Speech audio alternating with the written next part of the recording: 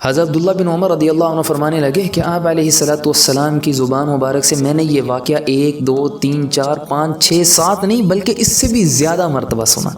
کیا خوب واقعہ ہوگا وہ کون سا واقعہ تھا؟ فرمانے لگے کہ آپ علیہ الصلوۃ والسلام نے ارشاد فرمایا، بنی اسرائیل میں ایک بندہ تھا جس کا نام ذوالکفل تھا۔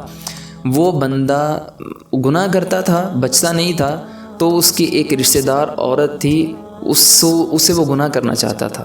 ایک دفعہ اس کو ضرورت پڑی اس عورت کو، وہ اس کے دروازے پہ آئی تو اس نے کہا میں تمہیں 60 دینار دوں گا، مجھے اپنی ضرورت پوری کرنے دو۔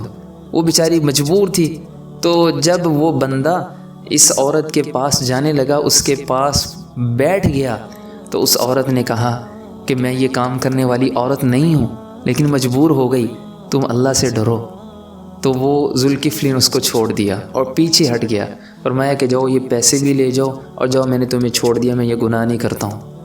اور وہ عورت چلی گئی۔